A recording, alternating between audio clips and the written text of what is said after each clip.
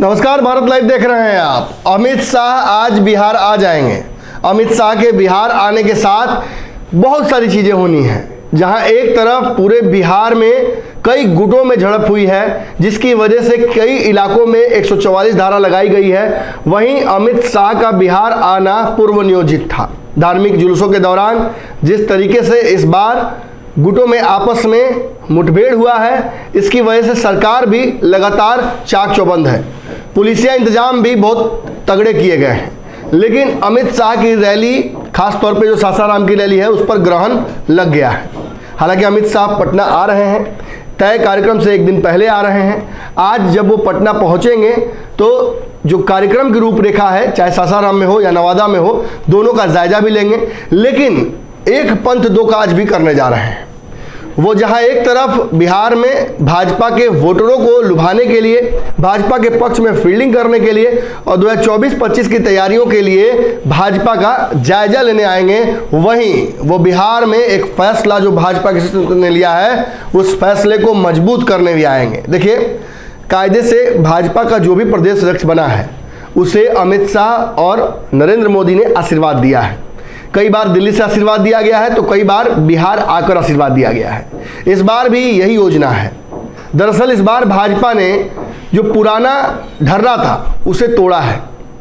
हर बार भाजपा की तरफ से या तो किसी बनिया समाज के व्यक्ति को या सवर्ण समाज के व्यक्ति को लगातार इस कुर्सी पर बिठाया जा रहा था। बीच में एक फेज आया था जिसमें नित्यानंद राय को जिम्मेदारी दी गई थी, लेकिन ये माना जा रहा है कि नित्यानंद राय को जिस रणनीति के तहत ये जिम्मेदारी दी गई थी, वो रणनीति बहुत सफल नहीं रही। 2015 के बाद लगातार पार्टी कमजोर होती गई और जो यादवों का वोट बैंक भूपेंद्र यादव और नित्यानंद के माध्यम से अपने पाले में करना चाह रही थी भाजपा, वो सफल नहीं हो पाई रणनीति। अब ओबीसी का वोट बैंक अपने पाले में करने के लिए भाजपा ने रणनीति बदली है और सीधे तौर पर बिहार में कुशवाहा वर्सेस यादव शुरू करा दिया है, जिसकी वजह से आप देख सकते हैं कि सीधे तौर पर जो उपेंद्र कुशवाहा है, वो ही इसी रणनीति पर काम करना शुरू कर दिए हैं। अपनी नई पार्टी के साथ वो ओबीसी का बड़ा हिस्सा कुशवाहा को बताकर उनकी पार्टी बनाकर आगे चल रहे हैं और भाजपा के जो रणनीति है उससे काफ़ी इत्तेफाक भी रख रहे हैं। आगे चल के भाजपा के नेता ये मानते हैं कि उपेंद्र कुशवाहा भाजपा के साथ एनडीए गठबंधन में ही होंगे। चलिए, ये तो रणनीतिगत बातें हैं गठबंधन की, लेकिन भाजपा की बात क्या। दरअसल भाजपा ने एक बड़ा वाइल्ड कार्ड फैसला लिया है। जिस तरीके से सम्राट चौधरी का प्रमोशन लिया और उन्हें बिहार में प्रदेश अध्यक्ष बनाया गया, ये पार्टी के जो मूल ढर्रा है उससे बिल्कुल अलग है। पार्टी में जहां सवर्णों को विशेष स्थान मिलता था, चाहे केंद्रीय कमेटी हो या केंद्रीय मंत्रिमंडल मोदी का, सभी में आप देख सकते हैं कि उस समीकरण को खास तौर पे ध्यान रखा गया है। लेकिन बिहार में प्रदेश अध्यक्ष को लेकर इतना बड़ा फैसला भाजपा ने लिया क्यों? ये आप अच्छे से जानते हैं कि ओबीसी का एक बड़ा वोट बैंक कुशवाहा समाज का है, जिसे बार बार नीतीश कुमार से नाराज करके अलग किया जा रहा है और उस नाराजगी का फायदा इस चेहरे के तौर पर भाजपा उठा सकती है। कई राजनीतिक जानकार ये भी मानते हैं कि सम्राट चौधरी अगर प्रदेश अध्यक्ष बने हैं तो ये केवल दिखाने के लिए है। दरअसल वो सीएम कैंडिडेट हैं। उन्हें आगे चल के भाजपा ये एहसास कराना चाहती है लौकुश समाज को, ओबीसी समाज को, कि हमने आपके लिए एक सीएम का चेहरा सामने कर दिया है, अब आपके ऊपर है कि आप इसे स्वीकार करते हैं या नहीं। भाजपा और भगवा में सम्राट चौधरी पूरी तरीके से अपनी जिम्मेवारी में ढल गए हैं और पहले दिन से ही लगातार बिहार दौरे पर घूम रहे हैं, जहां कल ही सासाराम पहुंचकर वो तैयारियों का जायजा ले रहे थे, जिस कार्यक्रम में सम्राट अशोक की जयंती पर अमित शाह को भी वहां मौजूद रहना है और सम्राट अशोक के माध्यम से बिहार के लव कुश मौर्य माली समाज को अपने पाले में, कृषक समाज को अपने पाले में करने की भाजपा कोशिश करने जा रही है। तो ये तैयारियां तो एक तरफ है, लेकिन इसी बीच एक धार्मिक जुलूस का कार्यक्रम हो गया पूरे बिहार में। कई धार्मिक जुलूस कई जगहों से निकले, लेकिन कुछ जगहों पर झड़प की भी खबर आई। सरकार और पुलिस काफ़ी मुस्तैद है। इसकी वजह से जो अप्रिय घटनाएं हो सकती थी वो नहीं हुई हैं। इक्का दुक्का घटनाएं को छोड़ दिया जाए तो ऐसा कुछ नहीं हुआ है जिसकी वजह से आपको चिंतित रहना चाहिए। पुलिस प्रशासन पूरी तरीके से अपना काम मुस्तैदी से कर रही है। लेकिन अमित शाह की रैली जहां है वहां धारा 144 लागू हो गई है, तो ऐसे में उनकी कार्यक्रम को लेकर भी संशय बनता है। हालांकि वो आगे चल के क्लियर होगा आज शाम तक कि क्या होने जा रहा है। ऐसे में अमित शाह आज का जो तय कार्यक्रम से एक दिन पहले आने का मकसद क्या है? देखिए, चुनावी तैयारियां भी हो सकती हैं, लेकिन मुख्य कारण जो है वो आपको हम बताने जा रहे हैं। देखिए 2 दिन पहले हमने एक खबर चलाई थी, मैंने खबर में आपको स्पष्ट बताया था कि भाजपा कई गुटों में बटा हुआ है और इस गुटबाजी को समाप्त करना फिलहाल सबसे बड़ी चुनौती भाजपा के शीर्ष नेतृत्व के लिए हो रहा है।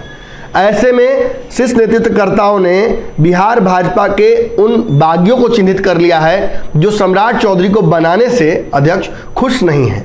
पहले दिन से ही मंच से ही इनकी खुशी चेहरे से गायब हो गई है और जो संकोच या हेजिटेशन के चेहरे पर नजर आ रहा है या जो संकोच या विरोध पर्दे के पीछे ये कर रहे हैं वो एक्सपोज हो गया है। 3 तरह के गुटों की बात मैंने आपसे की थी। एक मैंने कहा था कि वो खानदानी भाजपाई जिनके पुत्र अब दूसरे जनरेशन या तीसरी जनरेशन में भाजपा के साथ जुड़े हुए हैं और भाजपा की रणनीतियों का मुख्य हिस्सा हैं। इन्हीं में से एक बड़ा चेहरा पूर्व प्रदेश अध्यक्ष और भाजपा के शीर्ष नेता के पुत्र हैं जो राज्यसभा भी गए थे, जिनके बारे में बताया जा रहा है कि वो अगले प्रदेश की रेस में बहुत आगे चल रहे थे, लेकिन अमित शाह ने अंतिम समय में उनको रोककर किसी और को जिम्मेदारी दे दी, इसलिए वो भी नाराज हैं। एक और व्यक्ति जो पटना के विधायक हैं जिनके पिता बड़े नेता हैं भाजपा के, वो भी इस बात से नाराज हैं कि उनका नाम लगातार तैर रहा था लेकिन किसी ने उनके नाम को कंसिडर नहीं किया और सम्राट चौधरी को जो कि बाहर से आए उन्हें मौका दे दिया गया। एक और गुट है जिसमें पूर्व अध्यक्षों का गुट है, जहां आपको अच्छे से पता है कि एक अध्यक्ष को तो अमित शाह ने मंच से ही पीछे कर दिया था और ये स्पष्ट कह दिया था कि आप पीछे जाइए और सम्राट जी को आगे आने दीजिए। नाराजगी तो वहां भी है, हालांकि उन्होंने अपना जो दुख है या फिर पीड़ा है उसे जाहिर नहीं होने दिया। उनके साथ सबसे बड़ा दंश यही है कि भाजपा में वो यादव नेता है। अब ऐसी स्थिति में कहीं ना कहीं उनके साथ उन्हें एक अच्छी जिम्मेदारी तो मिली थी 2015 के बाद, लेकिन अब भाजपा समझ चुकी है कि यादवों का वोट बैंक उनके पाले में नहीं आने वाला है, तो उनकी जो छटाई है वो शुरू हो गई है, तो इससे वो भी नाराज हैं।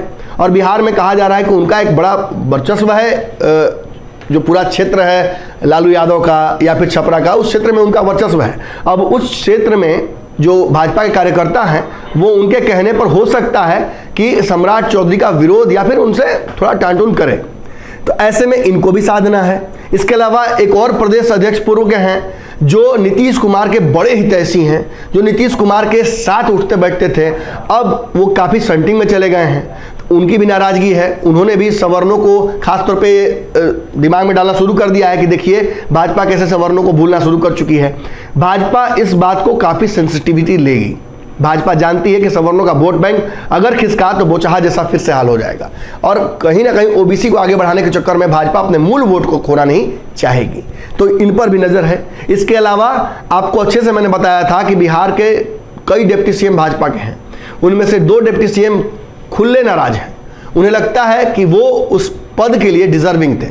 जब सरकार बनी थी तो उसका हिस्सा वो थे, तो सरकार जब गिरी तो कहीं ना कहीं उन्हें एक महत्वपूर्ण जिम्मेदारी मिलनी चाहिए थी, लेकिन पार्टी अच्छे से जानती है कि इन लोगों ने नीतीश कुमार के साथ किस तरीके की साठगांठ की थी। तस्वीरों में आने के लिए अपने ही नेताओं को ढकेल कर फ्रेम से बाहर करते थे, ये भी तस्वीरें वायरल हुई थी और कहीं ना कहीं इसी वजह से इन नेताओं को भाजपा ने एक्सपोज कर लिया है।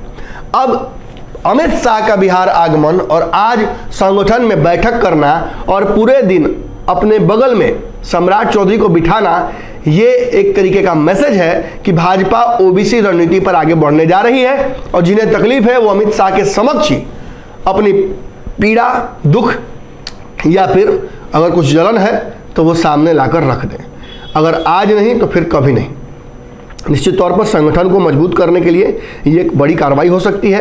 कई लोगों को स्पष्ट तौर पर यह समझाया जा सकता है कि उन्हें सम्राट चौधरी के सबऑर्डिनेट बनकर काम करना होगा, उनके आदेशों का पालन करना होगा, संगठन की इकाई के अध्यक्ष के तौर पर सम्राट चौधरी का सम्मान करना होगा।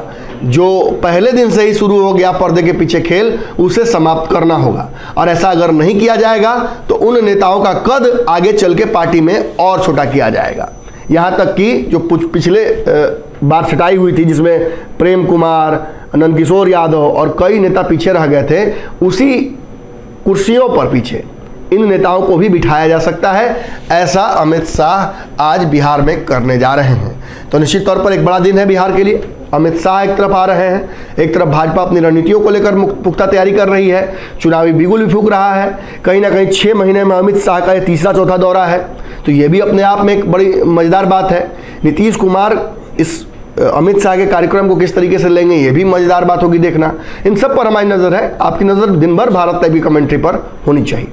अगर ये वीडियो पसंद आई और वह बिहार के राजनीति और बिहारियत से सरोकार रखेनी तो सब्सक्राइब बटन दबा के चैनल के सब्सक्राइब कर ली। ओजे एगो घंटी बा, ओकरा बटन दबा देला से कुल सटीक और मारक खबर रुआ मुफ्त में मिल जाई। अगर रुआ पत्रकारिता के हमनी के नया प्रयोग में सहयोग कर चाहतानी तो ज्वाइन बटन दबा दी। पेटीएम नंबर नोट कर ली 9386816700। धन्यवाद।